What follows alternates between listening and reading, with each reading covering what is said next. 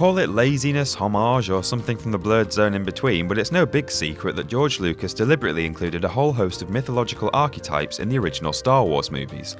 Obi-Wan is a wise old beardy man like Merlin, Leia is the imprisoned damsel like Rapunzel, and Chewbacca is a big walking carpet, like the magic carpet. That much is clear. But these aren't the myths you're looking for. I know you want juicy urban legends, movie myths, stuff like when that Munchkin hanged himself in The Wizard of Oz, which definitely didn't happen, and the fact that Stanley Kubrick directed the moon landings, which is an equally thin web of lies. So, let's take a look at Star Wars' offerings, and more importantly, separate the fact from the scum and villainy. I'm Peter from Whatculture.com, and here are the 10 most notorious Star Wars urban legends.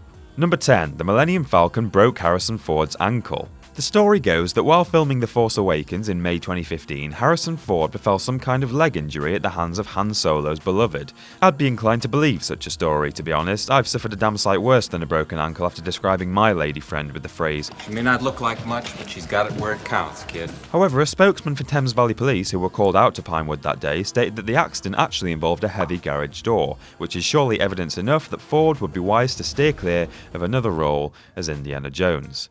Our verdict? Myth. Number 9. Carrie Fishers' coke nail. Carrie Fisher has been decidedly upfront about her bygone drug habits for many years, and is quoted as saying, "When John Belushi tells you you're doing too much cocaine, it really should serve as a wake-up call." So when this picture, and others like it, began making their way around social media, many assumed that what we were looking at was a coke nail, which, for those of you who don't know, is a nail grown out to act as a scoop for the drug. So I'm told. Fisher has admitted to once taking drugs on the set of Empire Strikes Back, which gives a whole new meaning to the term snow speeder, but debunked the coke nail myth in October 2012 after tweeting that she actually used to use dollar bills or small spoons. Bib Fortuna, on the other hand, was known to snort from all 5 fingers at once. Verdict? Myth. Number 8. George Lucas planned everything from the very beginning. Many fans of the saga are somehow under the impression that George Lucas always intended for there to be 3 trilogies, and that he always had the movie plots as we know them today in the back of his mind from day one.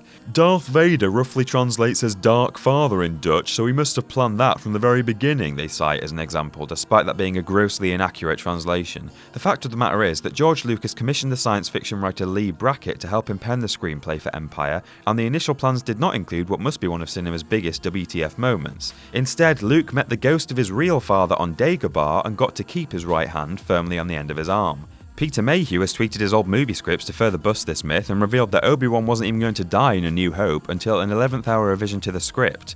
In short, Lucas didn't have it all laid out from the get-go, and all the movies materialised over many years of writing, rewriting, and disgustingly obtuse CGI-heavy re-releases. Definite myth.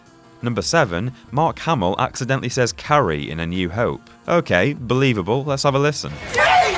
Yep, clear as day, verdict true. Next. Oh wait, hold the phone. It says here that Mark Hamill has since stated, "The yelling Carrie rumour is wrong and was always wrong," in a very Jedi mind trick sort of way. He goes on to say that that scene and others like it underwent dubbing in post-production, and so what we're hearing isn't even dialogue from the original shoe anyway.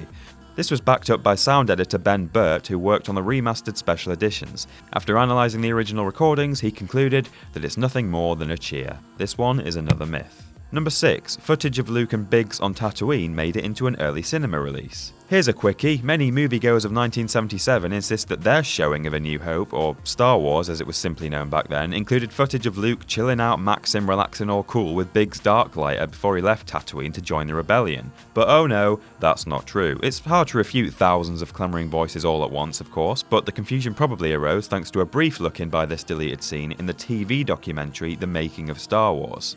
A few fans may have then falsely remembered seeing this moment at their cinema showing, and then others simply jumped on the band Falcon. Our verdict? Definite myth. Number 5. A rare rocket-firing Boba Fett toy was briefly sold in 1979.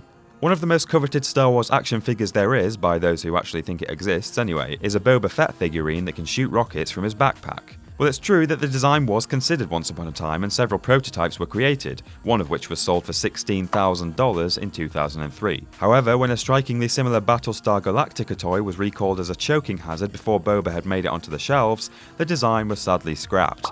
There might be a handful of the original prototypes still out there somewhere, but no 8-year-old ever got one of these in their Christmas stocking. Verdict?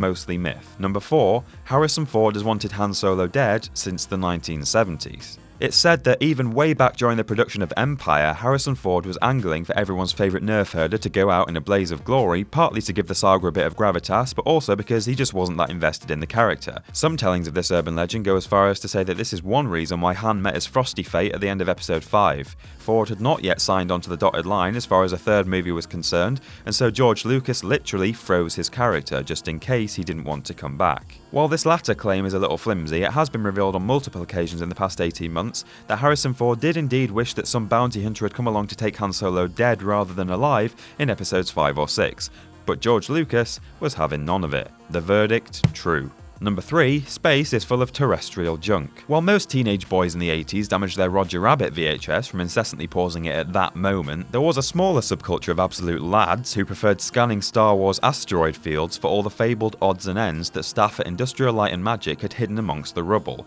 There are numerous screenshots out there purporting to show potatoes and a shoe floating around in the asteroid field above Hoth, and the effects supervisor Ken Ralston claims that Return of the Jedi features a yogurt pot and his tennis shoes meandering through space. Sounds legit, looks legit, verdict, true. Number 2, the Whomper Attack was written in to account for Mark Hamill's face. That sounds more derogatory than it actually is. In January 1977, when Hamill managed to crash his beamer after speeding up a slip road and losing control, he underwent facial reconstructive surgery.